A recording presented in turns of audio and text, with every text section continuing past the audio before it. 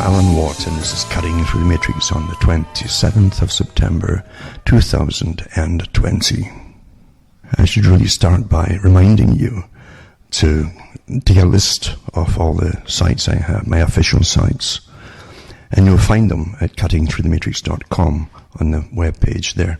These are my official sites, because last week when I was uploaded my stuff, and the company that provides websites, you buy from them, the space, it went down the first time.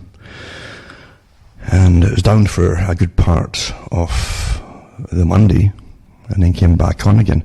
I looked and looked and looked to find out if they'd been hacked or whatever, and I couldn't find anything in the media. But on the phone to the company, it was all pleasant and everything else. They said that multiple memory banks had gone down. So storage banks, I guess. So I really don't know what happened, or if it was just me, or whatever, because we're living in an age now, remember, where intense censorship is going on. And no company wants to get blamed for participating in censoring and going along with government commands and so on. It's really hints, today the censorship is to do with all providers, for instance, and Facebook is famous for it. That's why part of the reason it was created in the first place, to come to a stage where they could eventually censor you. Once enough of you were on it and took it as part of a necessary program, they start censoring you. So it was planned that way. Same with YouTube. That's why they gave you years and years of free stuff on YouTube, and eventually you see the real purpose of it in the alphabet group that it belongs to. That's really what the internet's about. It's perpetual re-education of the general public across the planet. But anyway, it's going to cuttingthroughthematrix.com, and I really mean it, because eventually this may happen. This might keep happening until there's nothing left. Maybe one by one they'll go down, but hopefully, as long as it can still tick along, I'll be able to get something up on one of my sites. So cuttingthroughthematrix.com. You'll see my official sites listed. Make a note of them and save them, because you probably will end up using them again, I'm sure. If I'm not on the com site, cuttingthroughthematrix.com, on Mondays or whatever, look into the other sites, and hopefully I've managed to get my talks up on the other servers. That's how it's happening. So that was last week. And also the time it takes me through the actual provider of the actual internet, not just the ones who do the web hosting sites and so on. Honestly, it'd be faster to use dial-up to put my talks up on the Sundays. It crawls. It just crawls. And that cannot be just coincidental, obviously. It's not like I'm putting up multi-gigabytes or anything like that. So, but that's, the games that go on are always perpetual, and it will get worse as we go through the different stages of lockdown, and along with the lockdown, censorship, because they've increasing 5 stages of censorship as we go up into the supposed COVID crisis idea, according to Event 201. And they've got them all color-coded again with all the stuff you learned in old Star Trek movies, starting at yellow alert and all that, all the way up. So, beats again. So we're going to cuttingthroughthematrix.com. By the way, when you're there, remember, throw a few bucks my way. You'll see how to do it. PayPal's fine, cash is fine, check's okay. MoneyGram can be used as well. And helps me tick along, as I say, and keep my sites. Because it costs money. All this costs money. And it's not like I'm selling anything like t-shirts or mugs or politics. I'm just telling you how the world really is. And maybe from understanding it, you'll be able to understand how you can help yourself and save yourself, or even your friends and families, and so on. Because we're going through an incredible war. This is only part of a very, very long-term war. And you've been living in a good part of it since you were born. So were your parents. Long-term agendas. But right now they're stepping it up with all the cons out there. And yeah, the very few. You understand, even with the political schemes and so on that go on, I'm very skeptical. I think many of them are really just playing their parts as actors, because the overall agenda, the strategy and the dialectic is to get the synthesis out of the two, the thesis and its counter and antithesis, the two sides or whatever, of every side of every story, two sides, and then the resulting synthesis from the arguments or fighting and what goes on, and then it starts all over again using the synthesis is the new thesis, you see. And that's Trotskyism as well. That's Marxism and Trotskyism, for those who don't understand it. And it works very, very well for those who control it all, because you're in a game, a big, massive game on the general public of the planet. And before we've seen it, we've seen decades of, especially in the US, same in Britain too, really, where you can't tell the difference really between the parties when they're in, because they're all being vetted by the same authorities to get in the first place, all the leaders. And they're all members of the Council on Foreign Relations, or in Britain, they're all Royal Institute of International Affairs. Same in Australia, and in New Zealand, India as well. So you're living through a prefixed and preordained agenda, including elections. And when you vote for people to come in, a new party to come in, it's not because you really believe in them. You've just lost faith in the one you voted in the last time. As the same old has happened, and the same old wars continue or revamped. And the same funding goes into everything from a taxpayer to pay for it all. And you never get anything out of these wars. Most folk can't figure out why you have them in the first place. They can't even give you half-decent lies from propaganda to justify the wars, because they're not for you, obviously. You have to pay for it all and supply the material and the bodies that come home in the body bags sometimes. So you're in a big, big agenda. So I don't fall for politics. And I don't believe either that you vote for the lesser of the two evils. If they're evil, and you're not going to win. It's not going to benefit you anyway.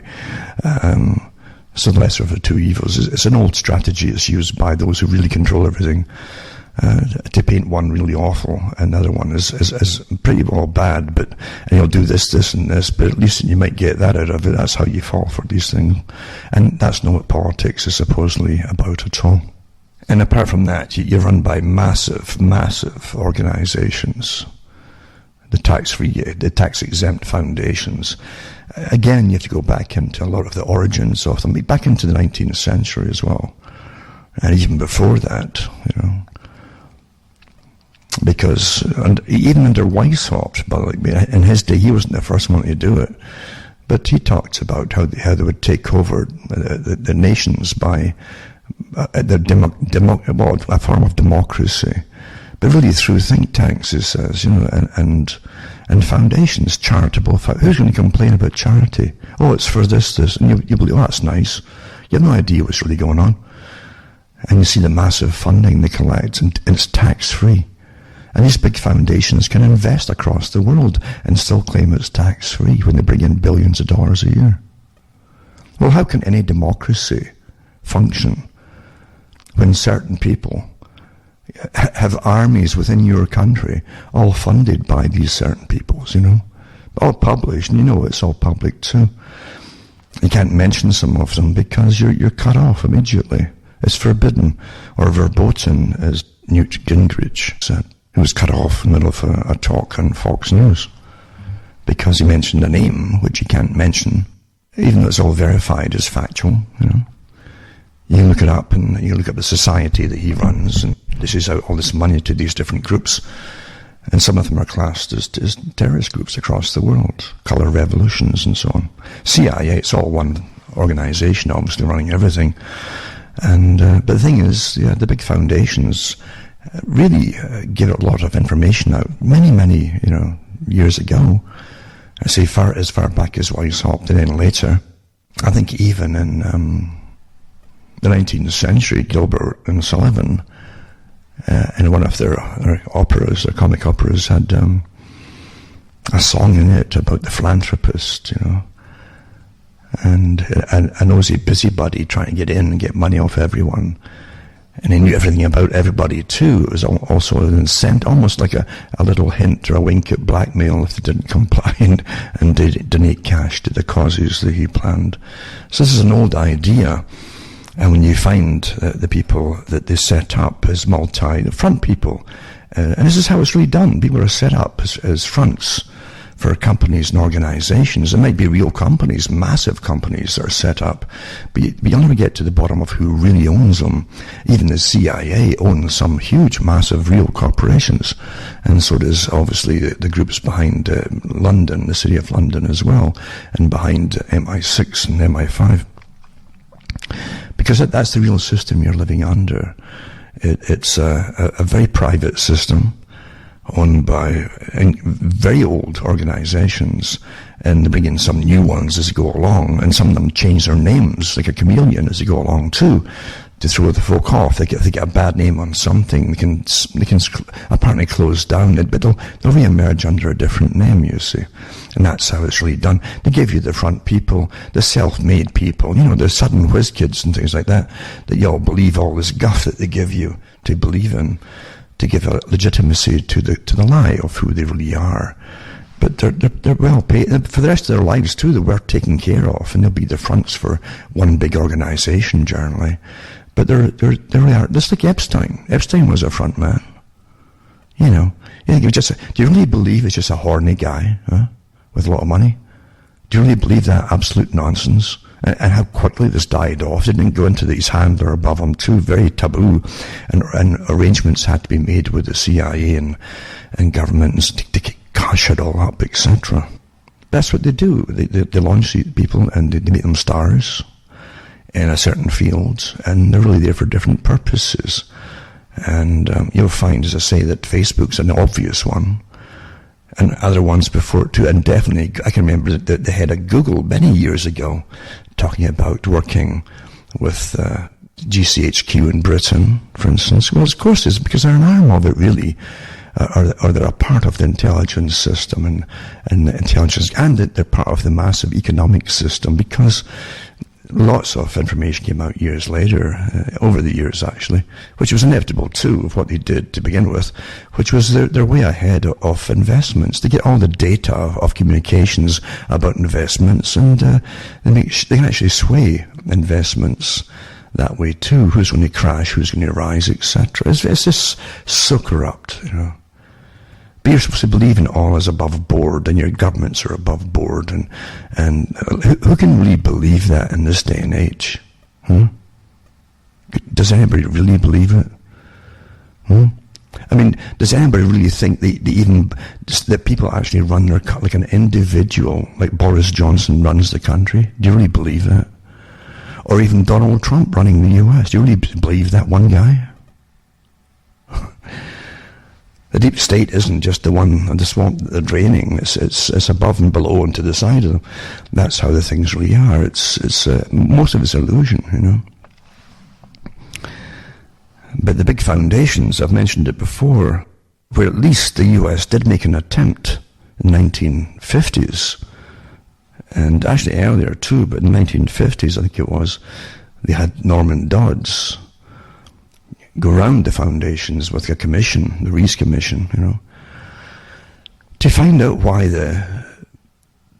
these foundations in the US, the branches inside the US, like the Ford and they got the Carnegie and Rockefeller, etc., why they were funding what seemed to be the radical left that was wanting to tear America down.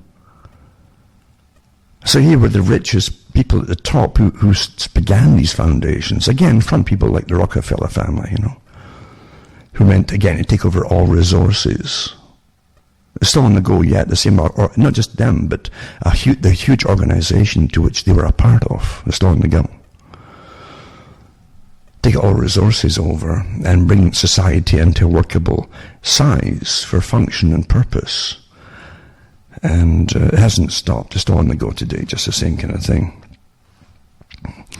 So anyway, again, you can look up Norman Dodd and his interviews on his surprise and shock when he talked to some of the heads of these philanthropic organizations, And I think it was the Ford Foundation that wasn't run by Ford at that time either, it was afterwards.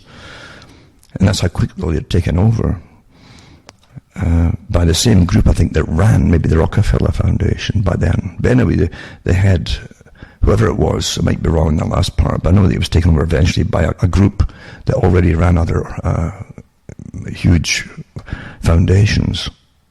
And the head of the Ford one told them, he says, our purpose, or part of our purpose, not the whole thing, right, was to change society and education so dramatically inside America and the West that they could eventually merge seamlessly, quite easily, the system of the Soviet Union with that of the American kind of free capitalist type society. And by that I don't mean the capitalists at the top that run the whole money system. I'm talking about the people in the middle classes and who ran the economies and were the managers of economies and businesses and factories and all that. So merge it seamlessly, but primarily through changing education. Well, look at it today, if you haven't figured it out, it's still on the go. It wasn't banned because he mentioned it, and they didn't destroy the foundations. They continued as they'd done, but some of them were more honest in what they were up to. And it was known then, it was so evident then, they were funding what appeared to be communist organizations. Well, in the 1960s, you had people, we'll say communist, but they were blowing up places across America, mainly in New York and Washington, D.C., and you had the Weather Underground and different front names. Again, they're all names, aren't they? But, and again, now you got one of the women who are now in charge, she's in charge of the money coming in, by, again, a person I can't mention, to fund BLM, which is, their own leaders mentioned as communists, or they're Marxists, trained Marxists, and so on. So, nothing was done the previous time, as I've said, and Norman Dodd talked about it, and then the old video is still out there if you want to look it up on YouTube or somewhere. And it's worth going through and listening to, because it's easy enough to speak about things of the past, but at least you have some visual representation of the people involved, or even an audio, then it really adds credence to it, you see. And a lot of these things now are disappearing in fact, in real time, a lot of things are disappearing. You've probably been, those who are really into investigative work will notice that when you're on a certain, and a lot of this stuff you can't publish, you find. It's not safe. It really isn't safe. In this day and age, in this world, it's not safe. Accidents happen all the time. The pros don't go into the streets and kill folk. The pros, the real pros, make accidents happen all the time, or sudden illnesses. And I always remember James Goldsmith in Britain, who was a robber baron. He was one of the robber barons during that phase where they were plundering businesses by going in the back door and buying up shares in family businesses, and then destroying the businesses from within by selling off lots of the assets, stripping it, making it more efficient. But they sold off all the people and laid off or fired the guys who really helped keep it going, the older folk, you see. They kept it going. They knew all the ins and ropes and how things worked and so on. And most of them would fall flat after they were sold off again. But he was one of them. He was a corporate raider at the time. And he belonged to some of the big clubs in London that you'd find aristocrats often would almost sell their whole fortune off or give it away in gambling debts and so on. He was part of these particular groups, a high roller, and but he did come out and come against the European Union, and he wrote a book too, a very good book on it, and he tried to get them to pull out long before Nigel Farage came along. And he came over to the States, and he explained in really good, eloquent detail why they shouldn't go into this free trade deal with America, the US, and Canada, and the one that they were setting up at the time with China, because it says, I'll strip you of all your work. There'll be no work for anybody left at home, which is true. And your economies will eventually plummet, And that's exactly where we are with service economies, you see. But it didn't matter. There was a video up there, him too, and an audio where he talked to the Senate, the U.S. Senate. It was awfully good, really well done. And he put his case across very well. He didn't fabricate anything or go overboard with imagination. He stated the facts as they were at the time, and it's all come true. But anyway, after he did all that, he was diagnosed with a cancer, a prostate cancer, and within a week of the diagnosis, I think he was dead. Favorite technique to be used, actually, that. So, yeah, accidents happen all the time, and you can't tell the people a lot of the things that you find out anymore. I can remember back in the 90s, where there were people in Australia, again, organizations, private organizations, some of them were religious, and folk immediately switch, oh, that's terrible. Well, good for you, turn a blind eye, because in the business of knowledge, you can look at everything. And you'll find that the people who were really acutely aware of what was happening in the US and elsewhere were religious organizations, because they had a reason to at least look and watch and dissect and try to put things together as to why things were happening. Most of the public, and most ages, throughout the 20th century, for instance, apart from the wars and so on, most of them really were fed nonsense by the television, both in the news and entertainment. That's how they were just lullabied into sleep and to oblivion, and kept rather docile, but definitely kept ignorant of the big pictures, no doubt about it. Even the better documentaries and the better investigations that were like Mike Wallace talks, where he'd ask direct questions, they gave you fake ones later on, with the ones like Brokaw, Tom Brokaw and so on. They came out later. But Brokaw and other ones in the 60-minute teams were watered down, almost like a Wallace interview, but not quite the same at all. So you'd have the immediately were the hard-nosed journalists when they find out, but really the topics they picked were really trivial when you look back at it today and where they were going with it. Rather than look at the big pictures, the big organizations were altering culture purposely and so on, like the early Wallace ones were doing. But in Australia, the religious organizations, some of them had worked, some of the people had worked with intelligence communities, and they had tremendous information on even Peter Trudeau of Canada. In his background, it came out verified as well. And some of them too were top journalists. One of them actually said that about the coming national ID system due to some national emergency that arises before 9/11, remember, before COVID, and before the whole idea of pushing a national ID for everybody, or international even. And he said that some big buildings have been built across Australia in the big cities, on the outskirts generally, but they were actually owned by the post office. But you didn't go in there to post letters, and it wasn't a sorting office. But these places were actually to do with information gathering about the individuals, and also they would be used eventually for national IDs. Well, it was supercomputer systems that were setting up at the time. Canada did the same thing with super cray computers, huge buildings to cool these huge computers. Now, I think Canada was buying about 3 or 4, maybe up to 5 of them. One of them could run all of the Americas, a supercomputer. So it's never been explained why you hadn't needed all these ones. And Australia was doing the same kind of thing. And the journalist in Australia, a well-known one, said that. He says, I get occasional envelope dropped off, brown paper envelope dropped off on my doorstep. So that's how things generally happen, or generally used to happen. Today, I think it's been more informers, because the ones who are watched the most are those who have most to tell you in government or agencies and so on. That's why they're paid so much. That generally buys their silence. And they're quite happy with that arrangement, rather than doing the decent thing and tell the general public whom they pretend to serve. But you don't live in a nice, wonderful system. You live in a system purposely designed to keep you ignorant, keep you fearful now, of course, that's part of it too. When you're fearful, you can't think straight, you can't make logical decisions. You'll panic in the panic stage, and the overkill and the overdrive, psychic driving, repetition every day in the news with Fauci and the rest of them has been, really, these characters should all be up on charges as crimes against humanity.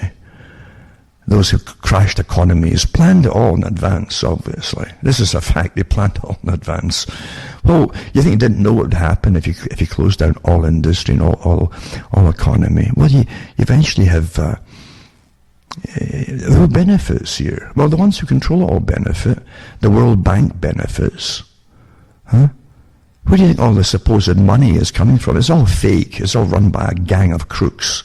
But who can just make it up and put it into a computer whatever number they want. Who's checking them? Nobody's checking them. And your government thank goodness we're getting so many billion this week off so-and-so. And we have to pay it back, mind you, off taxes. Well, you're bought and paid for. You're slaves, folks. This is part of it. You're not going to get out of this. And then keep this money racket going again forever. Well, you haven't paid off the debt yet. You're still paying off the debt, I think, in some countries for World War I and II. They haven't been quite finished. How can you see it with compound interest? You can never pay it off. That's why it's designed that way. And as you're paying it off, all these debts, they give you another crisis, then you borrow again. And that's added to the debt, never-ending debt. So yeah, the characters who planned all this, and who are still in the planning phase of all, because it's developing all the time, or they're catching on in this bit. How can we, or step up the testing and say there's thousands and millions of new cases across the planet? Well, the testing's so bogus. You've already found it. With the president, was it Tanzania, in Africa, we tested all kinds, including fruit, and that all came back positive. By the World Health Organization lab that did the testing in his country. He kicked them all out, thank goodness. But crimes against humanity, planned for something really where the perpetrators, their names come up in the vaccine companies involved with them. The names come up with all the planned projections. If a disease broke out, Event 201, and even the one back lockstep in 2010 with the Rockefeller Foundation. They followed the exact script of their supposed tests, step by step. And then you have the World Economic Forum, to which these giants all belong to. Talking about the global reset of a whole new way of living or existing, and bring in all the sustainability agendas that they couldn't get the public to accept through the climate change agreements. Well, here it all is. There's nothing to guess at here. There's nothing to guess at. And you'll find at the top of the medical industry, the vaccine industry, the pharma industry, with those who coordinate with governmental authorities, you'll always find what? Eugenics. Eugenics is an old field of not just improvement of certain species or types, and selective groups, but it's also to do with the eradication of other groups, folks. Well, how do you eradicate other groups? How do you do it? Well, you help them. You help them, is what you do. We're here to help you. Again, these foundations and charitable organizations. I would even go into all the lawsuits against the foundations of Bill Gates, and the Bill and Melinda Gates Foundation, with all their vaccines and strains of polio that's been created by them and spread with their help. When they're helping people, it's all up there. I might put some more links up again. I get fed up doing it. And lots of other groups have put up their links as well. It's overwhelming evidence. Never mind the fact that he's already said on camera that maybe 700,000 people across the world will die of the side effects of a vaccine. Well, that was okay with him, this strange character, he doesn't even have a first aid certificate, this guy. He's just a rich man, a front man. And he belongs to the nickname was the Lucky Gene Club, where they talked about the need to bring down the population across the world. It has a different name, of course, now, an optimum population group and so on, yada yada, yeah, whatever they call it today. But I did a talks on it years ago when they had a meeting. They had meetings about it. Oprah Winfrey was a member too, and other ones as well. And they discussed the problems across the world. Well, there's too many. This is an old idea. You got to understand, these characters don't think like you. You turn your head so nobody would do what I wouldn't do that, so they wouldn't do. That's how you think. That's how you think, yeah. That's how they can do these things, and they actually do these things because you refuse to believe it, even when it's happening at times. Look at the latest tests that have come out here in the States.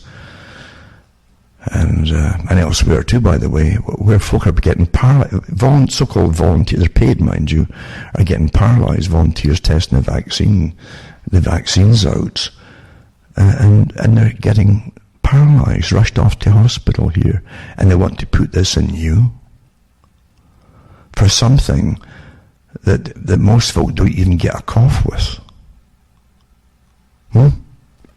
And as I said, the same characters who are pushing it all, the Faucis, are up to their eyeballs and conflicts of interest, not just with the companies that he advocates should get the antivirals and all the rest of it too, and the vaccines makers, you know. He's also up to his eyeballs in verifiable data. We're supplying coronavirus from the States to the Wuhan laboratory, where they did the further gain of function, made it more, deadly, altered it, made it more deadly, just to see what would happen if it ever went through a whole bunch of sequences on its own and did it by itself. This is the excuse again. This is biowarfare. Biowarfare labs are the same biolabs that they're there to help you, if you haven't figured that out. That's how they got around the treaties in biowarfare. Oh, we're here. Okay, we're actually here now just to help people, So it's fascinating to live through it and watch it happening. But yeah, the data's out there of who sent it, who okayed it to be sent from the US, the coronavirus, where they had it in a university in North Carolina. And the reasons it was getting sent over there too was because if they did gain of function to this particular virus in America and it somehow escaped, it could cause havoc. So they sent it off to the Wuhan laboratory. Supposedly it was continued there, the same kind of thing. And Fauci's got his name all over the thing. And then they gave him money too. He okayed the money, so many millions of dollars over for Wuhan to continue the research. I mean, you can't make this stuff up. You're looking at arch villains. I mean, this is the stuff you'd get in a movie, wouldn't it be? About arch villains and arch criminals in fiction. But it's here in real life. But that's what you better understand. Most horror on a grand scale is in real life. Absolutely. There are batteries and batteries of propagandists, professional propagandists that can turn the worst disasters or the most searing crimes information against anybody into lukewarm, a pleasant summer's day, once you get finished whitewashing everything. And that's how the world works. But people really do think, the leaders are running your countries. They really believe that. Mainly in America, actually. The US is a bit unique in that respect. They've got this. They used to have the real patriotic fervor for their nation, and every child used to have the hand over the heart and sing, the anthem.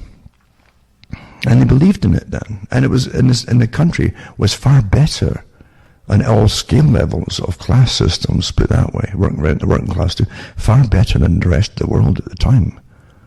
It wasn't perfect by any, but it certainly had incomes for the people, if you wanted it. for a time. And then they got involved in, it was taken over really, but they got involved in the very thing they weren't supposed to, foreign wars. They were supposed to beware and not get involved in entanglements and foreign wars. Entanglements through treaties, you see. The very thing that Britain kept falling for World War I and World War II. The games they do with treaties. So, well, when we have a treaty with so-and-so, so-and-so attacks them, then we have to go to their aid. And before you know it, you've got these massive, never-ending wars on the go. The balance of power structure. And how the balance of power structure works with the City of London that ran Britain and the UK and the British Empire. That's where all the decisions were made. Not just for financial gain, but by those who owned the financial systems. That's what they were about. And they had incredible knowledge of history and the balance of power. What they meant by it, you look at an area where there's things that you want for the company or the guys who own the corporations and for resources and so on. And so it's just strategy as well, but it's also, and it's not just, they use geopolitics, but what they'll do is they'll look at, to get the smaller countries that are near a big dominant country. And if you want to, just say, well, that dominant country can afford a big navy, if not now, then eventually. And they might interfere with our plans for ongoing conquest and of acquisitions of natural resources and properties and diamonds and gold and everything else. And so what you do is you then start funding the small nations around them and say, well, they're victimized by the big one, you see. And you get them eventually to have their skirmishes, then you finance them more with little caveats and all the money you're giving them. And then you arm them and you get wars going. And you may go to their assistance if they can't manage it themselves. But if they can manage it regardless, they knock down the big one, you see. So now that potential future enemy is gone before it starts. Then you can get into all the land that he was going to control, or did already, or even his own land. And also, but then you've got the two little countries that you'd propped up to fight the biggie. So then what you do then, you take the smaller one of the two, and you finance them. And the human race is awful in the bigger one there. Terrible. And so the propaganda's churned out again. And before you know it, you're funding the small one to fight the big one. That's how you do it. And this goes on and on forever, like centuries at times. Perpetual conquest. And you always do, look at what they do in that country with their laws and so on. That's terrible. We don't do that anymore, and so you go over there and kill them all, okay? Because and people fall for this basic simplistic propaganda. Yeah? It's astonishing. When the PNAC group were running the U.S. openly under the Bush Jr. administration after 9/11, before and after. The propaganda they churned out was just astonishingly simple for the different levels, but mainly aimed at the general population. And it was rather sad to be aimed at the general population. I remember the head of one of the education departments in the States, and who was in politics at the time in the States, said years ago that the average reading capability of the average American at the time was something like a grade 5 or 6 level. So all news had to be written to get to that level of education. No higher. And no superfluous detail or intricacy of detail, because the people could switch off, they couldn't comprehend it. That's what they said. I read the articles years ago on a radio show, live at the time. But nothing's changed, but the propaganda is the same. And so that when they wanted to go into Iraq, it had nothing to do with 9/11, by the way. Again, that didn't matter either at the time. Then, because it was on the list before 9/11 even happened. But anyway, the famous PNAC list. But anyway, some of the propaganda that came out at the time, they make their women wear burqas. So that's okay. That's a reason to go and kill people, like about a million people, because do you understand? They're trying to cater to every radicalized group in your own country. They're hypersensitive to anything on their hyper-sensitized group to get them on board with it too. So aim at radicalized feminism, the radical groups. Well, yeah, let's go and kill them. They make their lives later. So let's kill them all. That'll solve it. Isn't that a good solution? Huh? Let's kill them all. Well, unfortunately, the cluster bombs aren't really particular on who they're killing. Men, women, or children. Brickers or not. But facts don't matter when it comes to basic propaganda. And it is basic. It's never truthful about the real reasons for anything. That's the sad tragedy of it all too. And you can go on forever with this kind of stuff if you've read enough history, and even if you've lived enough history yourself to validate it. Because most of real history that you'll get, you validate by you're alive at the time, and if you're cognizant of what's going on, then you eventually the picture will force itself upon you, whether you like it or not. That's going to show you what happened, because your memory contains it all. That's real history. Not the authorized versions. They're pre-written before the events happen. It's like World War II. Britain lived for a while on pure nostalgia of propaganda about World War II. World War II was the final nail in the coffin. It just sped up the death of Britain faster because of the money they owed from World War I. But the guff that they churned out in the old movies, they churned out like post-war propaganda. They had some during the war, not so many as Americans did, but after the war too, they had the guns of Navarone and things like that. And, it was like living on a glory time that really wasn't glory at all, was it? For most folk, they were living through the death knell of their nations, really. And again, someone had sent me, it was a great disc on British propaganda from the ministries, meaning the different departments of the government of Britain, all to do with rationing and how to divvy up your ration cards and how to use them wisely. It's like COVID all over again, only it's to do with food. You'll get it down the road eventually, because they will bring in rationing. They want to bring in rationing, and no doubt they will. But they showed you the women going into the stores and the butcher shops and getting a little slice of this. I've got a slice of corned beef. That was a week's rations, I think, one person, and you get so many eggs a week. That was it for protein. And but protein was hard to get of any kind at all because of the war, as you said. And how they trained the public that there's no options, I mean, them all pulled together, and really all kinds of illnesses you hadn't seen since the 19th century and the 18th century all broke out again because the health started going down the tubes. They kept it so quiet from the general population. It wasn't just rickets, but they had rickets in children, and you'd see the bow legs even into the 50s, etc. Children who had lacked the proper calcium and vitamin D and so on. But you also had all kinds of other illnesses that broke out of the lack of proper nourishment, food and vitamins and minerals. That's part of the price they paid for it. The elite never had a problem like that at all during it all, because had their own suppliers of the black market that could supply anything that they needed, so there's no shortage for them. But even, as I say, the propaganda they were living on after the World War II, right up into the 60s and 70s at times, is rather sad. And it's so true. When any nation resurrects a past and puts the nostalgic touch to it, there's different reasons for it. Part of the reason the public like it is because during the time you're living in now is even worse.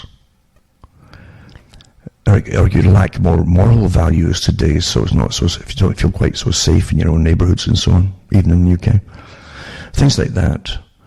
But a nostalgia for a time that had the impression of everything being secure, even if it wasn't really,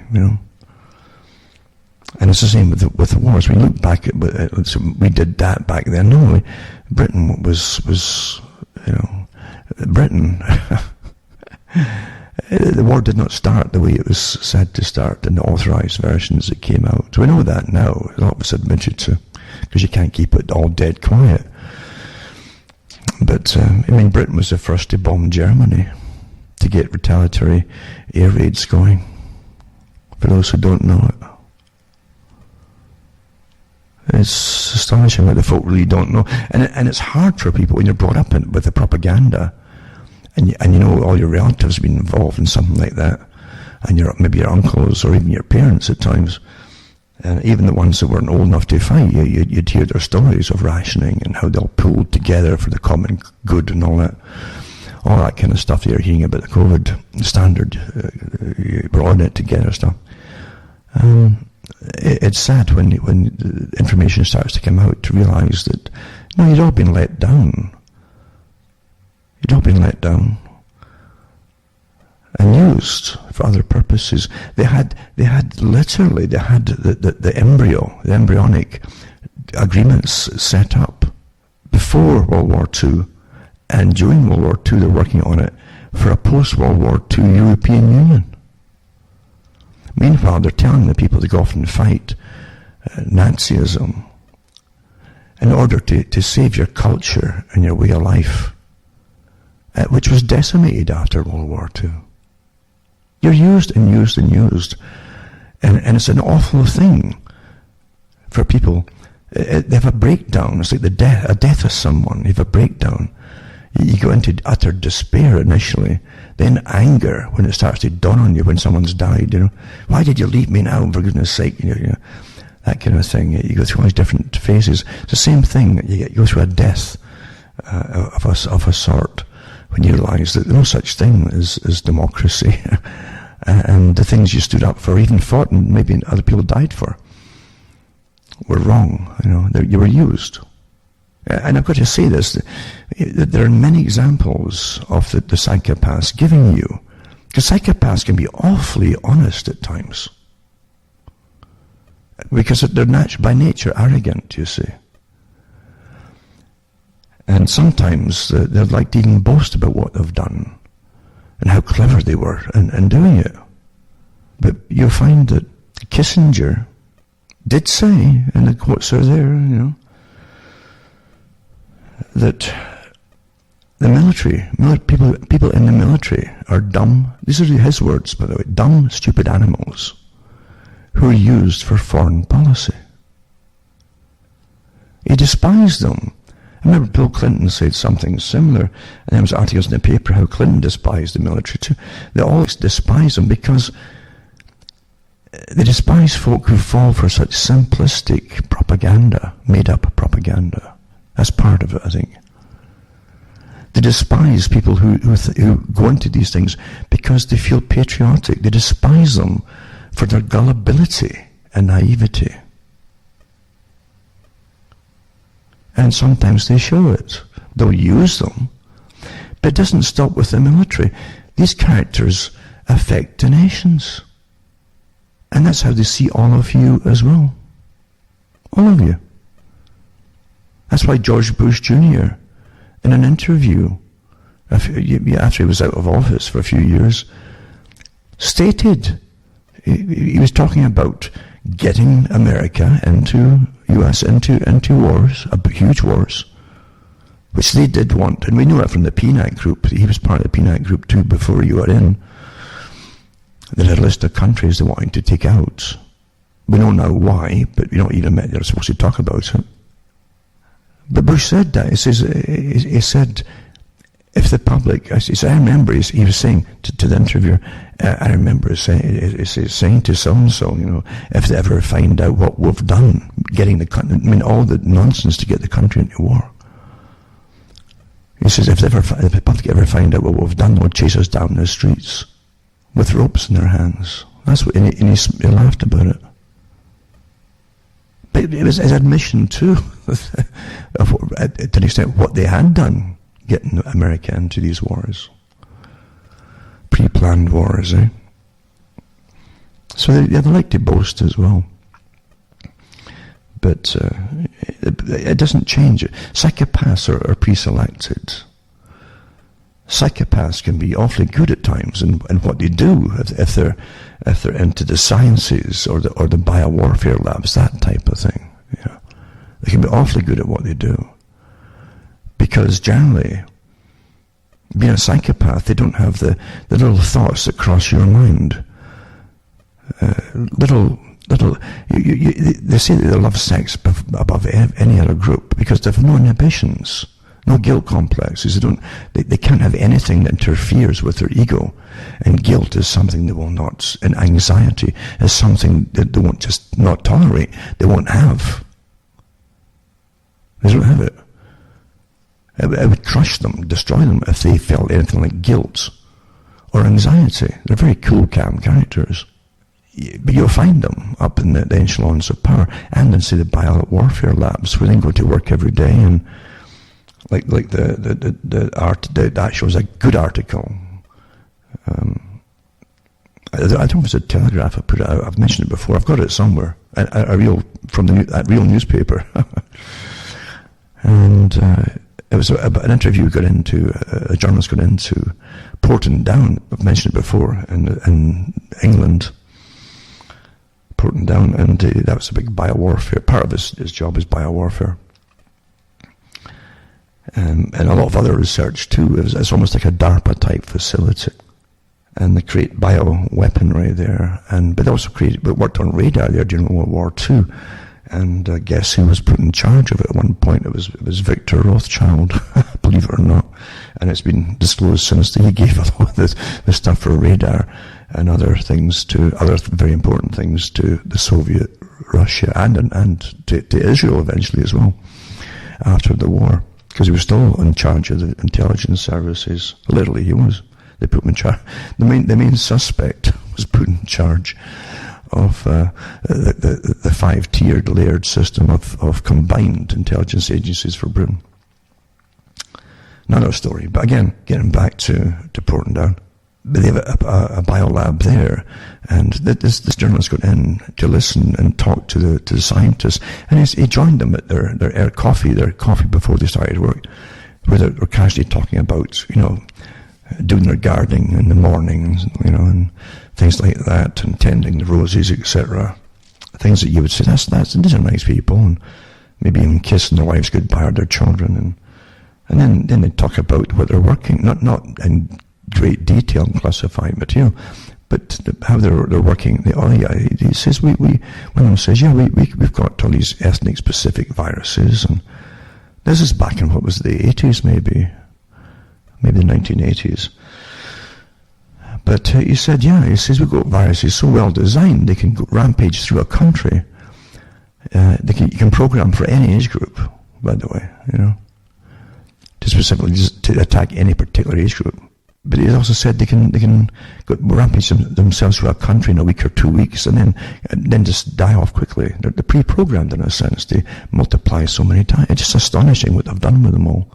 But is it really astonishing when you see the countless money, unlimited money that these organizations, these defense agencies get?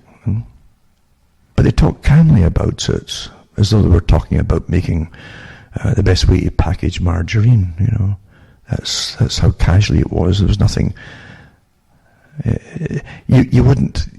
The shock comes when you realise you're meeting people who are intelligent people, talking about the death industry. That there's no other reason for it.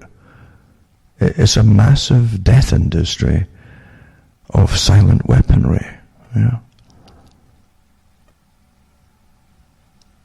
Every country's got their own labs and this kind of thing. And then you tie that in with the fact that you are shocked because you thought they were just normal, decent, people. They might not even mind as neighbours. Do you realise what they did? And they didn't go home at night and sit and fret and worry or have nightmares. Psychopaths handle this very well. That's the same characters they surround prime ministers and presidents with. And above them is higher levels that are there professionally Do you really think someone can be appointed, say in Britain, as an example, the minister, meaning the politician, appointed to be the head of the health industry for a term or whatever, and then moved halfway through it as a juggler, the musical chairs, and put them in charge of unemployment money or whatever happens to be, or some. They know nothing, these politicians. They're not experts in any of these fields. There's a permanent staff there in civil service, and civil service also has private partnerships working in with them, and they've had that for as long as I can remember. Long before you heard of public-private for roads and so on, and big service industries, as they like to call themselves. But yeah, they have private ones. They got private ones in for the NAFTA deal for Canada, who were pretty well put in charge of the departments in Ottawa and the government to deal with the whole negotiations. Private characters like Simon Reisman. So it goes against this whole idea. What's the whole point of voting when your governments are run by private individuals you don't even know exist? Never mind organizations that you don't even know exist. What's the point in having politicians who are given a script to read because they really don't understand what they're being put in charge of? And they have to have the head of that department in civil service always run up to them with, this is what you'll say today for this particular part of our future programs. Because they haven't got a clue. You wouldn't know either. But the civil service staff certainly do. And that's what they're there for. So why not just deal with the politicians and just have the heads of the civil service departments come out and dictate to us rather than these pathetic politicians? It's to keep the illusion going that you've got a say in something. a badly frayed and tattered idea. So when superpowers end up on the wane, then they begin to romanticize the past. And since it's kind of, you can't really relate to old battles in the Middle Ages with knights in shining armor, right? So they tend to go to the last big battles, big wars. And with Britain, of course, it was World War II was a big one. Then after that, the Korean War and so on. But you can't. It doesn't ring with most folk, the Korean War. And so they romanticize whether on the wane, as I say, World War II. And they turned even Dunkirk into a kind of like it was some kind of success story. Like a great win, but it wasn't a win at all. It was a symbol of the disaster that was facing Britain, not just during the war, but afterwards as well. I remember pondering all of that too, how it happened, and I dug into what caused World War I, the causes that were given, basically, and then try to find the real causes behind it. And then you find out, again, the authorized versions are so bogus. But what was very true was the incredible debt that Britain took on from American banks during World War II. That's why the US kept out of it until the last year. And even then, they were pressured to go in by Warburg because the investors were afraid they might lose their investments, you see. So they got America to go in at the end and pay for it too, naturally, and help them to win. And also finance, as I said before, they financed the communists. The big bankers in America financed the communists and sent money over with Trotsky and others as well, whom they trained radical armies of the Bolsheviks in the US. That all came out years later too. But I remember reading too about and watching an old documentary. It's an old movie reel actually of the League of Nations after World War I, and I kept wondering how did Britain be so broke when World War II broke out? They didn't even have enough rifles for the troops, for the new conscripts and so on. What happened to all? I mean, massive stocks of the same rifles that they'd used for a long time, the pattern 303, Enfield, and what happened to them? What happened? They were so short, and then I saw